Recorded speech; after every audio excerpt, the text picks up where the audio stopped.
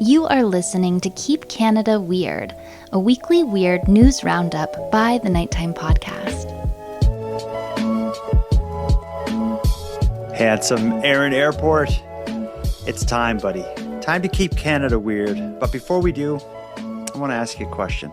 How are you? What is new? I am good. Not much is new. Well, I mean, one really nice thing is that I saw you on the weekend. Yeah, I had a lot of FaceTime with you. We had a wonderful dinner. We had steak and... Well, you had steak. I had a hamburger. Okay, regardless, it was a wonderful time together. But we were also with our good friend, Randy. Mm-hmm. The Rand Club will be delighted to hear that he made an appearance on our date night. Another question for you before we get started tonight, though. What's in your cup? I see you have a Robin's Donuts cup there. What do you got in it? I have my No Boats on Sunday, vodka soda. Oh, you're back on the gooch. Yeah, man. Yeah, can't get enough. So, Okay. But it was in the fridge. And I do have some of my other staple drink, the sugar-free, caffeine-free Coca-Colas. But Okay, you should put it all in the drink together. I call it swamp water when you mix a couple drinks. Yeah, but I'm not 16 years old. I don't need to drink swamp water anymore. I enjoy the taste of alcohol, so I don't have to cover it up with anything. Okay. So, All right. Well, let's get into it here. Our job is not to cover up the taste of alcohol with things or reminisce about being 16 and enjoying going up to one of those fountain pops and taking every flavor. We're here to keep Canada weird by seeking out and highlighting the unique and offbeat stories that played out across this great nation over the past week. And we will do that tonight, but we're also going to hear from many members of the Keep Canada Weird Army, because last week you called out for something that upset me, something that has brought me down all day preparing for this episode. You asked listeners to contribute to the show by way of hate mail, targeting and directed it at me. And oh gosh, you picked the worst possible week to do that, because last week I made the most serious error a podcaster can ever do. And the Keep Canada Weird Army is going to let me know about it. Let's give the first shot at me to AJ from Alberta, someone who is very pissed at me.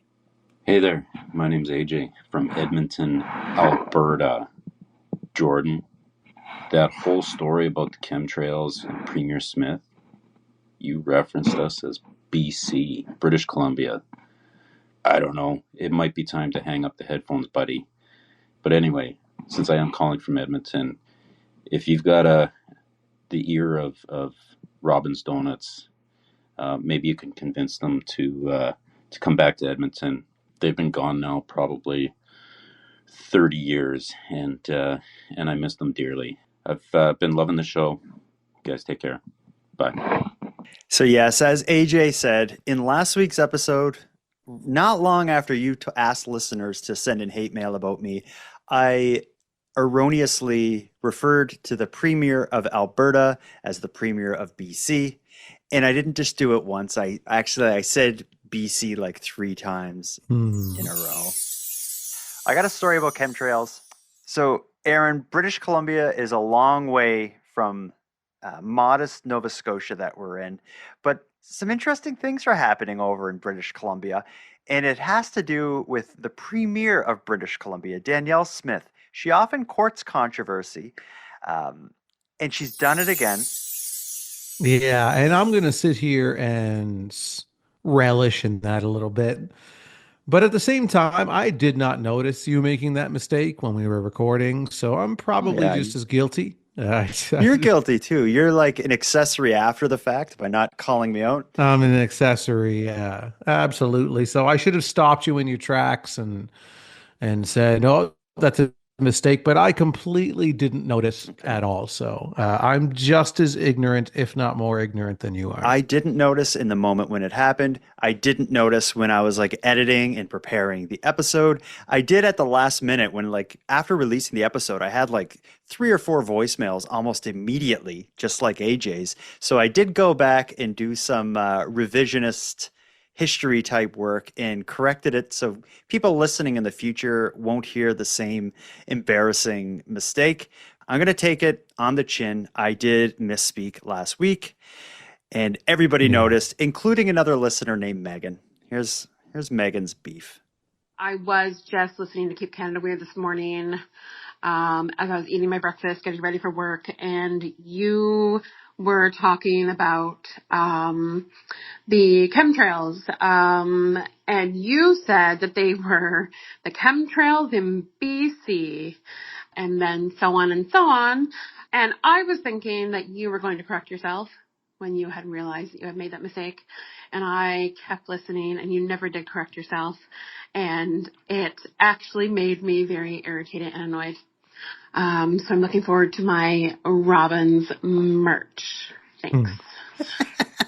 Yeah, I like how she sneaks Robins in there at the very end, because the challenge was, if you send in hate mail towards Jordan and also try to work in Robin's donuts at the same time. Mhm. So far, both hate mails that you've received have done that and checked those boxes. Yeah, but they did a great job. AJ's thing is like, he'll forgive me if I get Robbins to reopen in Alberta after 30 years. Megan simply wants anything from Robbins to compensate her for the frustration she had to live with on the day that I ruined, because I made that mistake during her breakfast. We have one more bit of hate mail to start the show with, then we'll get into it. This is Joel. Hey, Jordan, bus stop and Erin Airport. Joel here from Edmonton, which is located in the province of Alberta, not British Columbia. I'm fulfilling Erin's request. I'm sending in hate mail for Jordan, but it's more corrective mail than hate mail. In the October 9th edition of Keep Canada Weird, you covered a story about chemtrails, and twice you incorrectly referred to Danielle Smith as the Premier of British Columbia. The news clip you played stated Alberta's Premier, Danielle Smith, yet even after this, you still called her British Columbia's Premier. But I guess I can forgive you since you're from Halifax, New Brunswick. And if I can just say, we don't have Robin's Donuts here in Alberta anymore. All ours closed down. The last time I was at a Robin's Donuts here would have been back in the early 90s. My dad would take me to elementary school, and every Wednesday morning we'd stop at Robin's Donuts for a donut on our way to school. My dad is still alive, and what I'd give to have another Wednesday morning donut with him at Robin's Donuts. I enjoy the show, guys. Thanks for doing your part to keep Canada weird. That took me for a ride there, because that started critical, got funny, and then ended heartwarming. Like, Joel, my goodness. One thing I noticed in that voicemail, and now listening to a few voicemails here tonight about Robins in Alberta. So Alberta has not only gotten rid of their rats, but also got rid of their robins. Yeah. Maybe Tim Hortons is in bed with Danielle Smith, the Premier of Alberta. Who knows? But yeah, maybe. But I just can't imagine living in a province that doesn't have an alternative to the evil Tim Hortons. Yeah, that is pretty sad for those people out there. You know what else is sad, though, is when I present to you stories that insensitively target your weakness in your heart, which is your love of pets, animals, cats, dogs specifically. This isn't a part of our hate mail towards Jordan collage that we just experienced. That is over and behind us now. But this is a bit of criticism, and this is one I will own up to, and criticism that I hear and will consider moving forward. This is a listener named Charlie who has something to say about my story selection. And I'm gonna make it right tonight. This is what he has to say. Hello, bus stop Jordan Bonaparte and handsome Erin Airport. It's Charlie calling, your Yukon correspondent, home of the rotisserie mystery. First things first, let's just get this out of the way. Today I was drinking my imaginary Robin's Donuts coffee, as we don't have one here. I was listening to your podcast, and when the segment came on about the dog, my first thought was, why is Jordan bringing up sad animal stories when Erin has directly expressed he doesn't enjoy those stories? Then boom, Erin calls you out, and it was justified. On side note, where I live, we have nothing, so once a month or so I go into the city where there's a Tim Hortons, and I'll go and get a Tim Hortons, forgetting what it tastes like, and it just reminds me that Tim Hortons does really suck now. So Anyways, thanks a lot. Love your podcast, long time listener, and every once in a while I just throw on the Airport album. It's a good hit. Thanks a lot. Bye. Does that qualify for your promotion where if it that's kind of hate mail, critical mail, mentioned Robbins, dunked on Tim's, and plugged our old band Airport? Is that good for you? Yeah, that I'm gonna listen to that voicemail before I go to bed tonight, on loop for a while.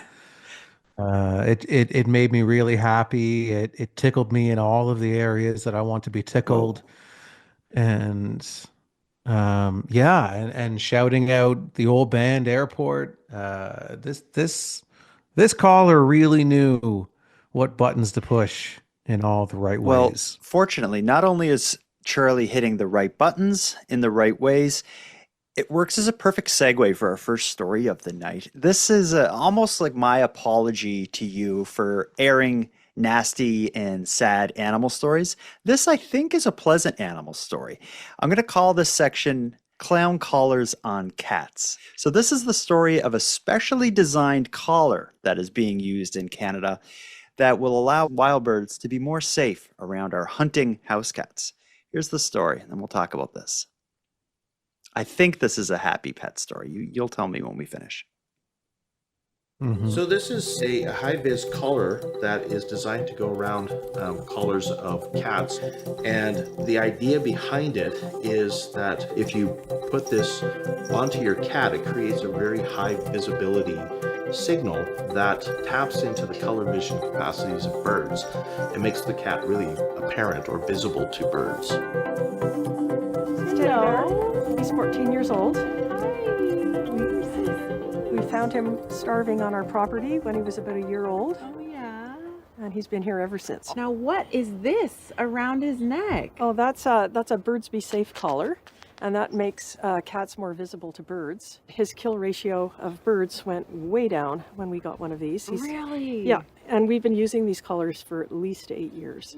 So what we did is we enlisted the help of some people in Prince George, and we had a study where we had them put the collars on their cats, let the cats out as they normally would, and then report the number of birds that they were returning back to the house, and then they take the collar off and let the cat do the same thing for the next week. And we found a significant reduction in the number of birds that were brought back, but not a significant reduction in the number of mammals.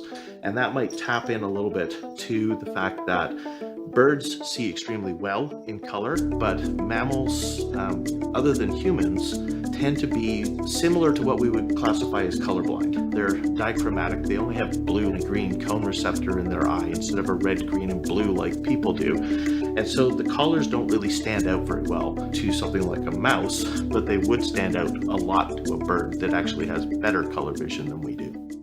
Why did you decide to get a collar? I might be a crazy cat lady, but I'm crazy about birds as well. So you're a pet owner, Aaron. That you're a cat owner specifically. You have your beautiful boy Ken Tiggs. That news story that's from CBC, that makes it sound like when two cat owners are talking, you'll discuss things like their kill ratio, and the test they did there also made it seem like cats are just bringing home dead birds, all the time. Fill me in on this. What's going on? Is it as bad as it sounds? Is this as bad as it's? I'm gonna. You meant well with this story. I understand. I'm trying.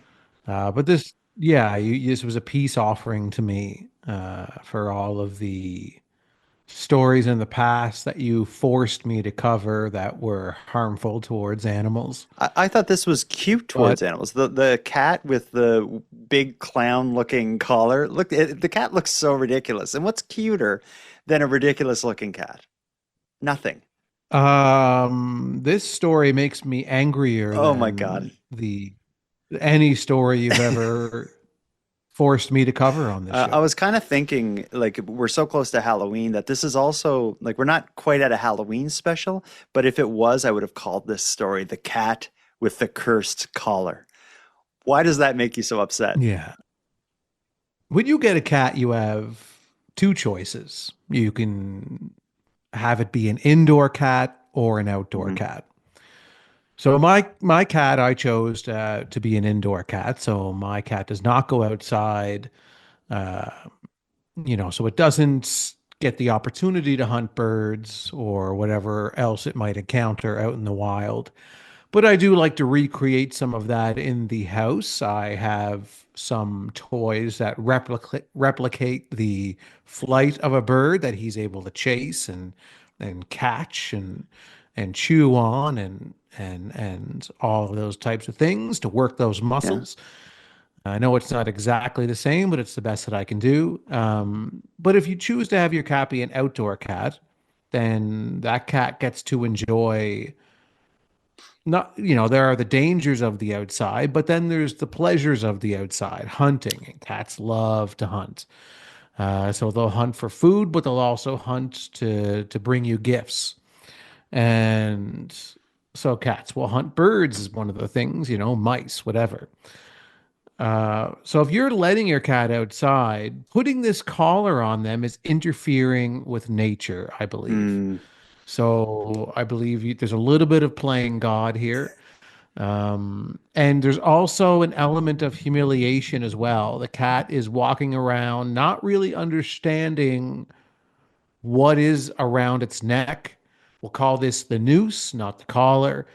And it's a humiliating, clown colored collar that alerts all of the things that this cat wants to hunt, more specifically mm. birds, and tells them to stay away. There's a ridiculous looking clown cat coming towards you, and you can go far up in your tree and laugh at it and point at it and squawk at it and say, "Oh, you'll never get me. I can see all the colors of your rainbow, kitty." So it's kind of like you're giving the cat the cake, but you're not letting it eat it. So you're letting it go outside, but probably Mhm. just allowing it to bask in the frustration of not being able to do what it wants. And you're interfering with nature. This is the balance. So if your cat's going to be an outdoor cat, it's then participating in nature. So now you're going to interfere in that. The cat, you might as well, if you're going to give this cat the collar, you might as well just make it an indoor Yeah, cat. it's a good point. Why are you even letting it outside then at this point in time? I tried to underhand lob you a feel good cat story, and I'm realizing now that all I did is just aggravate you and irritate you. I don't think I can win with pet stories, but I'm not going to stop. Next week, maybe the week after, I'm going to serve you up an animal story that you're going to say, "Thank you, Jordan. That warmed my heart. Mhm. I loved it." I look forward to that. But until then, I'm going to unleash the Keep Canada Weird Army on you and insist that the hate mail Call continues it off. until until you can find me a pleasing pet story that will make me feel warm on the inside. Then I will put a stop to it. But until then, the tsunami of hate mail must continue. The Keep Canada Weird Army must keep battering Jordan with hate Okay. mail. I'm going to pull out my secret weapon. I think I may be able to make you feel good. I received one more voicemail I want to air to you, that I want to air for you. And this one, I think is going to hit all the right buttons. It's going to compliment you. It's going to provide a feel good response to the dark pet story we talked about last week. And that was the story of the missing dog whose owners are offering up a Taylor Swift tickets for its safe return. And if you remember correctly, the missing dog went missing after kind of chasing after a coyote. We have a listener who is choosing to remain anonymous because their feelings for you could interrupt their marriage, hence their anonymity. Here's what they have to say. Hi guys, it is Anonymous again. I'm staying anonymous because I'm married. Some people like George Clooney, some girls like Zac Efron, but my celebrity crush is Aaron Airport. So I am talking and writing in because I am actually a little upset with Jordan.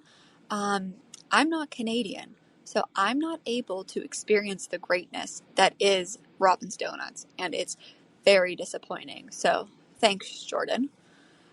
Next, I want to comment on the story of George, the Great Pyrenees.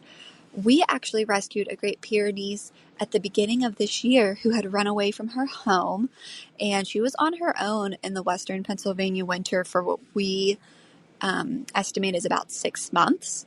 So I have great faith that someone somewhere will find the great protector who is George, because those dogs are very hardy, they survive, and I think I just have great hope that we're going to find George. So guys, have a weird Canadian day and enjoy that Robin's Donuts that I can't. Thanks, Jordan.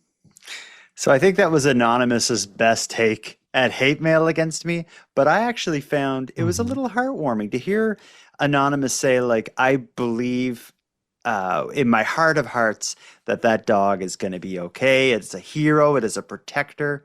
That made me feel good. Yeah, Anonymous seems to be somewhat of an expert in that breed of dog, so Anonymous has confidence that there's still a chance for a safe retrieval of the Taylor Swift dog. And that's what I hope for as well. But there's some other aspects of this voicemail from Anonymous that need to be dissected. Anonymous, you didn't mention the first time you called in that you were married. It kind of led me on a little bit. I had carved your name in my desk here. It's A plus A, Aaron plus Anonymous, with a heart around it, and I got that tattooed on my body as well. I got Anonymous, in a certain location on my body, and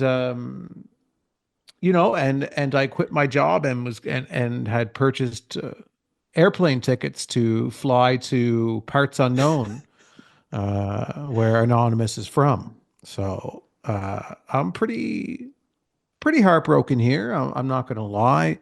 Whatever kind of double life, Anonymous, that you were trying to pull off here is disappointing, and certainly I'd like to say I wish you all the best with your marriage, but I'd be lying. And as for me, my heart is shattered like a frozen robin's egg in the wintertime, thrown against the hard concrete of life.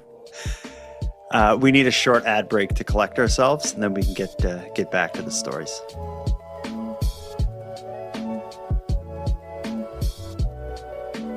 Aaron, I have another story for you, and this one, I guess we can give it a Halloween theme. I'm going to call it The Rat Invasion of Kanata, Ontario. A community in South Kanata, Ontario is at war against a horror movie-like rat infestation. What seems to have started in a home of a prolific hoarder has grown to the point of rats, both living and dead, being found nearly everywhere in the surrounding area. If you're queasy about rats and mice, you're not going to like this story, but here it comes. Scratching, and the sound is like a horror house. Horror, terrible. An army of rats has called this Kanata building home for months now. Since July, Kim Hollarn says she's been seeing and hearing the rodents in and around the place that she's called home for 15 years. At least every week, we were finding these dead rodents, and we're talking very large. Size of a small dog, frankly. Each unit of the townhouse has been overrun by rats, but residents say this end unit is to blame. Hollarn contacted police, bylaw, Ottawa Public Health, and her local councillor, but at first there was little movement. This was catastrophic. This was horror. Dead rats in our yards, dead rats in our house. And at night, the sound of rats screaming in the walls. Eventually, Ottawa bylaw stepped in, forcing the owner to bring in pest control, conduct repairs, and clean up the property.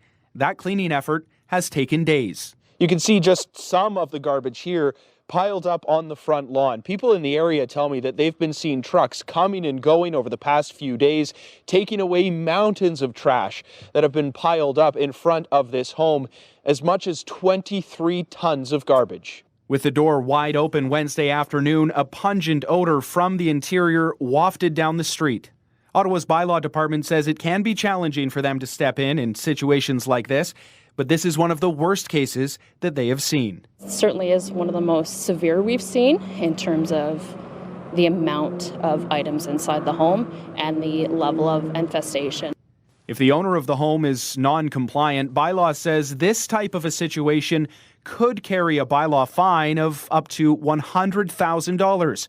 For others living in the townhouses, there is finally light at the end of the tunnel. But it's not over. We still have the rats now that are trying to figure out where they're going to go. That was disturbing. For people who haven't seen the video, at one point there's like dead rats laid out and they have a measuring tape up against it. And these rats are like a foot long, not even considering the tail. Like these are giant rats all coming from an end unit of a row of townhouses. So it seems like the hoarder was on like an end unit of whatever it is, 4 or 5 homes all connected side by side. And I can only assume these rats were just breeding in there and slowly taking over the neighborhood. And that is disturbing. I've never heard rats scream in a wall before. That is straight out of like Edgar Allan Poe or something. Oh, worse than Edgar Allan Poe. That's only the sound of nightmares. My God. I'm going to have to listen to that voicemail from the top of the show. Just clean your ears up. About 9 more times than I plan to, just to put me at ease. So, yeah, this story is, I don't even know what to think of this story. It's awful. It's gross. It's frustrating that neighbors can let their properties deteriorate to the point that they let this happen and they do nothing about it and they let it get worse and worse and worse. Yeah, there's nothing positive about this, and it's going to take a lot of work and a lot of money to fix it. Yeah, when it gets to this point, we've heard a story before about like a pizza shop in Calgary, Newfoundland, that was infested with rats. The pizza shop closed down. They demolished the building, and all those rats just walked off to the surrounding neighborhood. And started infesting everywhere. And that's kind of like what's happening here. Like those rats likely been living in the junk that this like worst ever hoarder had allowed to accumulate in their home. Now that bylaw has stepped in finally and got them to clean out the house, those rats now they need something to eat. So the next couple months, I bet, are going to be pretty challenging in that neighborhood. But if everybody collectively works together to keep their yards clean, takes pest control kind of measures, they can get it under control. But it's going to, like I just said, it's going to be a bad month or two at least. Yeah, it's going to take some time, and probably longer than a month or two. But I don't know. I mean, I'd like to move on from this story. That's turned my stomach listening to that sound. So, well, maybe this voicemail will continue allowing you to feel the same way, but maybe not in as disturbing or as gross of a way. I've received several emails and voicemails related to a situation that's playing out across the border in a place called Kitsap, Washington. And it has a lot of the same elements of this, except it's not rats, it's raccoons. Listen to this voicemail and we can talk a bit about what's going on over there. Hey, Jordan and Aaron. This is your correspondent, Lee, in Virginia. Saw something come across. It was a headline out of Kitsap, Kitsap, Washington. Some lady was trapped in her house or accosted in her house because her yard was loaded up and she was surrounded by 80 to 100 raccoons. Pretty sure this may be an element of your animal uprising. Anyway, thought I'd pass that along because it's definitely weird. Love the podcast. You guys keep up the good work. So I did a bit of Googling before we went to air tonight to figure out what was happening down there. How did 80 to 100 raccoons take over this woman's yard and hold her captive in her home? a bit of the background on this is she had been feeding them for a while. She kind of like the Oh raccoon yeah, you whisperer. instantly got to the the definite reason as to what happened here. Yeah, so Feeding. she was feeding them for a while, and somehow I don't know, like the missing link between feeding the raccoons and kind of having them as your yard pet sort of thing, to it getting to the point that 80 to 100 of them surrounded her home, were acting aggressive. She basically um, locked herself in her house and called police to get rescued from her home. Uh, he suggests that maybe it's connected to the animal uprising. I feel like this is just like there's a saying, you F around and you find out. I think if you feed them well enough, they're going to show up with their friends. Yeah, the thing about the animal uprising, not that this particular story do I think is directly connected to the animal uprising, but it shows what pivotal pieces of the puzzle the raccoons are going to play in the animal uprising. Mm-hmm. So if the crows, as we've determined in prior episodes, are the brains behind the operation, they're the ultimate planners of the animal uprising, the raccoons are like the special forces. So the raccoons are not, I've always said this, are not to be trifled with. I've had dealings with raccoons in the past, and I respect their power. I would never ever feed them, my God. I mean, you're just begging for it at Are that you point in time. Keep in mind though that you and I did talk about going somewhere and feeding raccoons together. That's someone else's property, though. Yeah, that's true. We would have bounced and let them deal with the fallout. Yeah, yeah, you deal with it.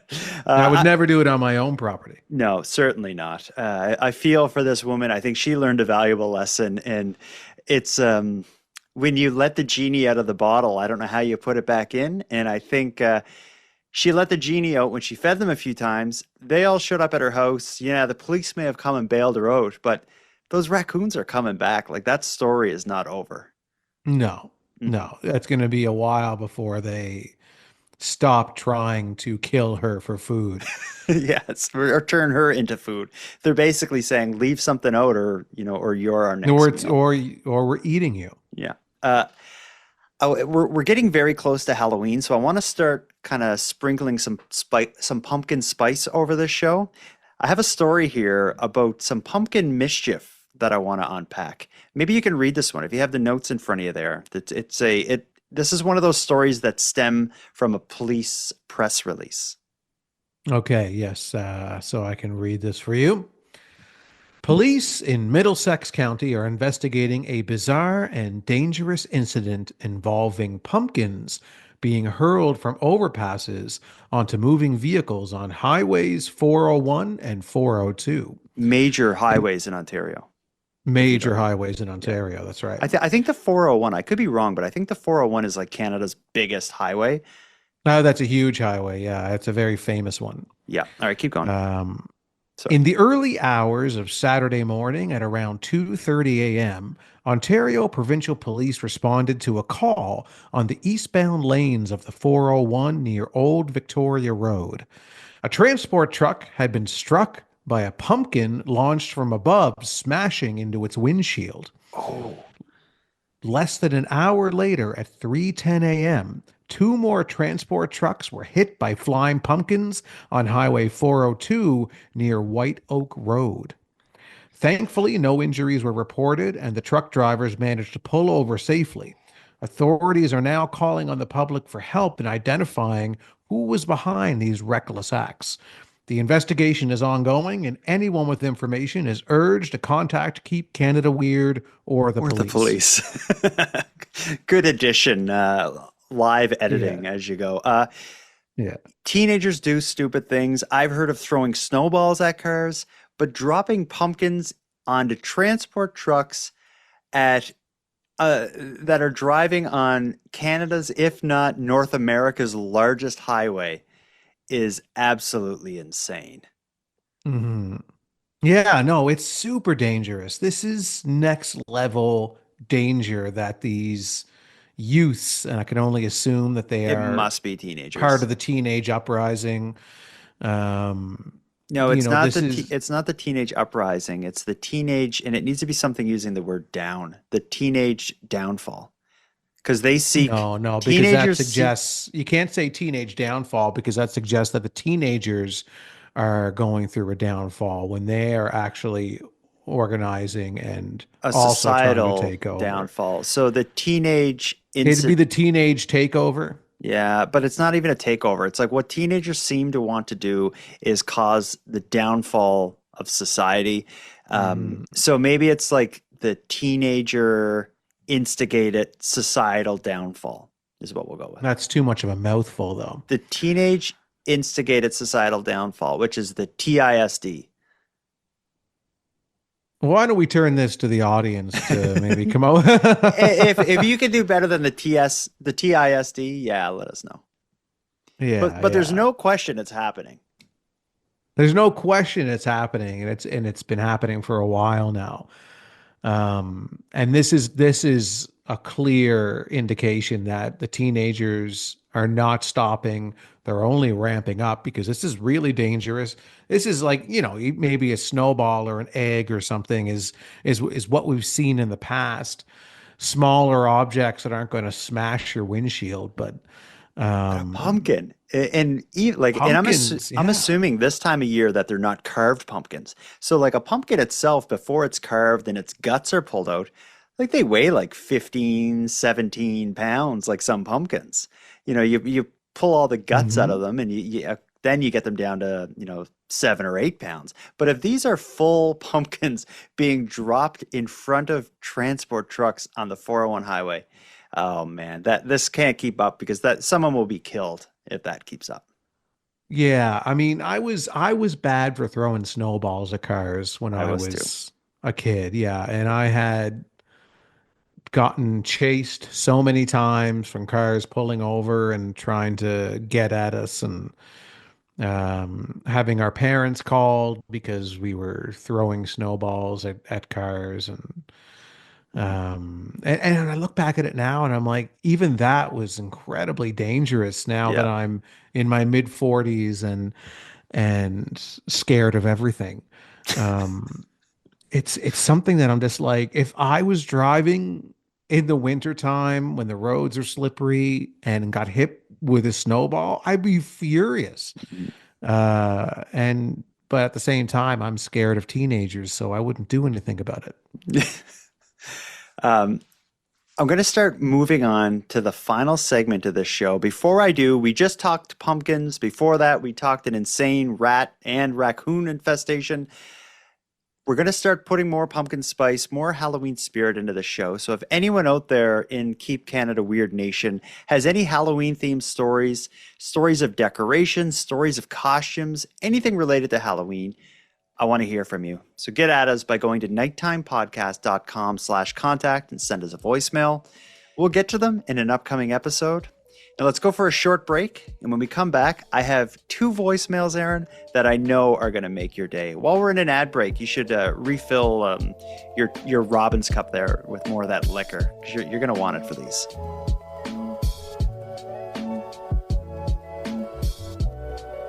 All right, Aaron. I got 2 voicemails this week that I saved for the end of the show because they're both so good. I love these. Do you want to start with... Actually, I'm not going to give you the option. I know the best way to do this. Let's start with a listener named Michelle, originally from Cape Breton, a traveling nurse. She has a lot to say about Robin's Donuts. Here it comes. Hey, Jordan and Aaron. My name is Michelle. I am calling from Nova Scotia. I currently live in the beautiful Annapolis Valley, and I'm originally from Cape Breton Island. I should start by mentioning that I am a nurse, and I have been nursing for 11 years. So back in 2020, I started travel nursing across Canada. So from one end to the other, from Newfoundland all the way to BC. And back in my first nursing contract, I went to Twillingate, Newfoundland. And while I was there, the only coffee shop that was available to get coffee from was Robin's Donuts. And I was familiar with Robin's, but back then, I don't think there were as many as there are now, or they weren't as accessible. So I started going to Robin's more often, and man, let me tell you, this Robin's was different. Of course, they sell baked goods, but this Robin's particularly sold cheesecake. There was like an Oreo cheesecake, a turtle cheesecake. I remember it vividly because I wanted to go there every day to get a different dessert. And then have pies, lemon meringue pies, coconut cream pies. But what made this Robin's stand out the most in comparison to any of the ones that I've been before is that they had full breakfast. And I mean bologna, pancakes, French toast, ham, you name it, they had it. But this particular Robin's had what was called, I might not be able to pronounce it correctly, especially because I don't have a Newfoundlander accent, but they're called totens. I think it's like a deep fried bread or dough. It's almost like a pancake dough. Yeah, this toten was life-changing. It was so good, and I've never experienced it before, and they had it at this Robin's on top of like all of the other big breakfast items that you can get. So I don't know if we have anywhere in Nova Scotia that serves similar dishes or big breakfast, but that I always like, so funny. And I just think about that Robin's every time you guys talk about it on your podcast. I know Aaron can't Google toten on the show, but when you get a chance to, and if you ever get a chance to try it, it was deadly. Well, keeping Canada weird, guys. Thanks. Bye-bye. So I did look up what a toten was before we went on air, and I think this speaks to kind of the brilliance and greatness of Robin's Donuts. Is totens are like, they're very regional. It's like a Newfoundland dish, and it's like a version of a pancake. It's kind of like, imagine taking like a pancake dough and instead of frying it in a pan, just dropping it in hot grease and deep frying it. So the end result is kind of like a pancake, except it's a lot fatter and puffier. It kind of looks more like a biscuit or something like that. And if you read about them online, it's a Newfoundland food. And so like, Tim Hortons, their menu is so watered down. It's the same all across the country. You go to Tim's in Alberta, it's the same as if you went to Tim's in Newfoundland. The stuff's probably made in the same factory and frozen and shipped around the country. Robin's Donuts doesn't do it that way. They make regional dishes like Tootens that they just sell in, maybe just in that one Robin's location. That's the genius of Robin's.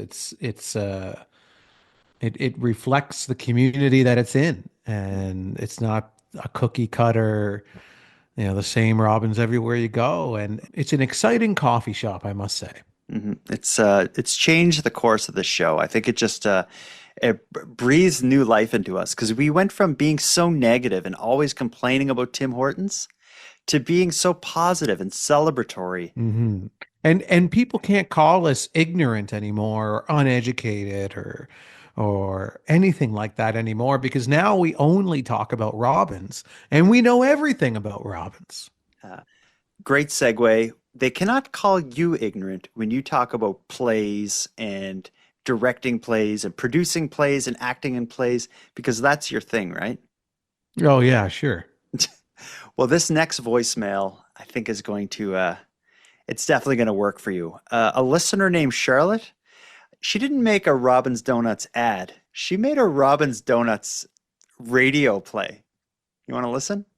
Oh my God, I can't wait. And this completely flies in the face of the Tim Hortons musical that we had to sit through to review that Yes, time. that's right. We did the review of the Tim Hortons stage show. Here's the Robin's Donuts version, produced by Charlotte. Keep Canada Weird listener. Here it comes. So I'm hanging out in Cape Breton with my Aunt Dee, waiting for my Aaron Airport fan club meeting to start, and I have some time to kill. So me and Aunt Dee stop by the local thrift store. Well, I'm perusing the racks when behold, there it is, a pristine-looking Robin's Donuts t-shirt. Being a fan of Robin's Donuts, I just had to have this t-shirt to show off my love of Robin's Donuts. As I go to reach out for the shirt, another hand reaches out and grabs it at the same time as me. Well, if it isn't my nemesis, Bus Stop Bonaparte. I say, listen, Jordan, I gotta have this shirt. I'm the biggest Robin's Donuts fan in the world. Bonaparte hesitates. That's when Aunt D interjects and says, "Listen, Bonaparte, you little bitch, hand it over." Accepting defeat, he relinquishes the shirt. I'm headed to the register, basking in my Robin's Donuts t-shirt victory, when I run into a small boy. He looks up at me with a childlike wonder that can only be evoked by Robin's Donuts. And he says, "Hey, lady, is that a Robin's Donuts t-shirt?" And I say, "Yeah, kid, what of it?" And he says, "Oh, I just love Robin's Donuts. I go there with my dad all the time." I hang my head in shame. I look at this kid and I say, "Hey, kid, do you want the shirt?" And he said, "Oh boy, do I." I hand it over. He goes running, saying, "Hey, Dad, look at this great Robin's Donuts shirt I just scored." I look up to see him running into the arms of my enemy. Oh well, at least I can still head over and get some coffee and donuts at my favorite place, Robin's Donuts. And scene. Oh my God. Hey guys, I hope you liked my little performance. I don't live in Canada. I've never been to Robin's Donuts. It's on my list now. But instead of sending me merch, I'd love for you to give it to someone who would enjoy it more than I would. And I just want to let you guys know that I am donating a little bit of money in your name to the Cape Breton SPCA, because I know Aaron Airport is a big animal fan, as am I. And for the love of our cats, and for the love of Canada, and for the love of weird, I will be donating to the Cape Breton SPCA, and I encourage your fans to do the same. Have a great night, guys. Keep Canada weird. I'm like teary-eyed. That was There's so only good. one way to respond to this voicemail, and that's with this. That was so good. It captured so much. Like one of my kids is in there. It's at a thrift store. It's got Robin's Well, that was the Donuts. plot It twist in the references. end. I was like, it I was know. Jordan's son. Oh, like the Yeah. whole time. Like, I see dead people, you know? It referenced the little bee situation, It did. except it pointed back at me. Yeah. And here's another thing: is Charlotte is she's not even. I believe she's American, and Yeah. she like did the research to look up the Canadian, the Cape Breton SPCA.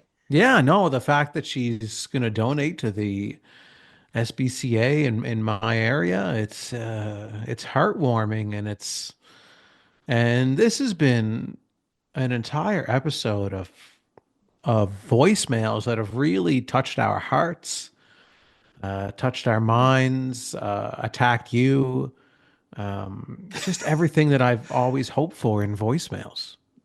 Yeah, despite a lot of them being critical or corrective or hate towards me, this has to be one of my favorite episodes to do. Oh yeah. I I feel mean, like so many times I'm on the brunt of the venom of the listeners at times. Uh, which I'm fine to play that part in this show, to be the dartboard for the distaste of the listener. But this week's episode has been different, and finally the guns have been pointed at you, and we've celebrated Robins, and we're getting donations to the SPCA, and we've been entertained. We've been definitely entertained by our listeners. So I'm very happy right now. Yeah, I wrote Charlotte an email thanking her on behalf of myself. Aaron, you wanna thank her since you didn't write that email? Yeah. Well, see, her and I connect obviously in a much deeper level than you and her do. So I don't even have to say thank you. She already knows. I like it. This has been wonderful. If anyone out there heard their voice on this show, send me an email at nighttimepodcast@gmail.com, and we'll get something out to you right away. But I think we've done enough here. We've heard some weird Canadian stories. We heard from listeners all across, I think, just North America, and we got a little emotional. That voicemail from Charlotte. I don't know if it's the tea or what, but that was really nice. That was special. That was special. Yeah, that definitely was the cherry on top of this episode. Let's put a bow on the episode then. We can't go up from here. We can only ruin it. So let's end now before we make anything I'm bad. worried that the bow that we put on this episode is going to squish our cherry that we also just put on this episode. How about some hot fudge? Yeah, that's right. That's right. Some sprinkles. Handsome Aaron Airport. Until next time. Jordan Bus Stop Bonaparte. Until next time. I believe Charlotte should have earned enough goodwill that maybe you can call off the hate campaign of listeners against me. Was that enough? That was a feel-good story. Yeah, but that was Charlotte providing that feel-good story, not you. Okay. It has to be from you. Okay. And Jordan Bus Stop Bonaparte, until next time, I'm going to make one last call out on this episode. I know we've been calling out to our listeners a lot, but there's one potential listener out there that I want to speak directly to right now. And that's Anonymous's husband. I want the husband of Anonymous to call in, go to nighttimepodcast.com/contact. And I want to hear your side of the story. And I think we need to come to terms here and hash out everything to do with Anonymous and who she's going to be with and what she's done to the both of us. I mean, I'm sure Anonymous's anonymous husband doesn't know about me, right?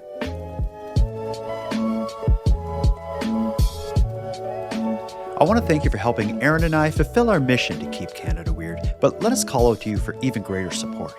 If something weird happens in your area, or if you have any thoughts, theories, or opinions on anything we discussed tonight, we want to hear from you. The best way to reach us is by using the voice recorder that can be found at nighttimepodcast.com/contact. We're excited to hear from you. Now I'm going to start wrapping this episode up, but before I do, let me end with some thanks. First, a big thanks to all the correspondents who contributed to this episode. If you had a voice message aired, email me your mailing address at nighttimepodcast@gmail.com, and I'll have your Keep Canada Weird badge sent out to you. I just ask that you wear it proudly and responsibly. I also want to give a big thanks to Aaron for another great evening, and a shout out to Unicole, who provides our intro and outro voiceovers, as well as Monty Data, who provides the outro version of O Canada that you're about to hear. But then lastly, and most importantly, a massive thank you goes out to each and every one of you listening to this show, as without your interest and your support, this show would be as pointless as it would be impossible. On the topic of support, let me thank the newest subscribers to the Nighttime Podcast Premium feed, Megan, Sam, and Tara. For those of you who want to support the show that way, a premium feed subscription costs just a couple dollars a month, and that money will fund the creation of new episodes. But the premium feed will also give you those episodes 2 days early, get them to you ad-free, and give you access to a full back catalog of nighttime episodes. If that sounds like something you're interested in, you can go premium at nighttimepodcast.com/subscribe. And if the premium feed isn't for you, but you still want to support the show, that's easy. You just got to share this episode on social media and let all your like-minded friends know why they should listen. Your support means everything to us. Now, until next time, take care of each other, hug your loved ones tight, and let us know if you see anything weird. Keep Canada Weird is written, hosted, and produced by the Nighttime Podcast. And now to our viewers and listeners everywhere. Good night. Aaron, one last thing to do here tonight. That's story of the night. We got to stick with the actual Canadian news stories, though, and we're pretty short. Really, we have tonight just 3 main stories. We have the rat invasion of Kanata, Ontario, the cat with the cursed collar, and the pumpkin havoc in London. I am going to say, I think the story of the night for me is the rat invasion in Kanata, Ontario, but I feel like we didn't deliver on the breaking down of that story enough, because we didn't put together the fact that cats with the cursed collars could probably help the people of Kanata, Ontario if they didn't have those That's collars. right. That's right. Got to take the collar off. Yeah. See, so many of the stories tonight really triggered a lot of trauma in me. You know, my feelings towards the cat collars was very clear. They really upset me, and the unbalancing of nature. I found the rat story disturbing, and I was very terrified by the pumpkin story about me, potentially being rained down upon with pumpkins by, lucid teenagers. And this one is hard to pick a favorite because they all terrified me in different ways. But if I had to pick one, it's going to be the cat story because it involves cats, and I love cats.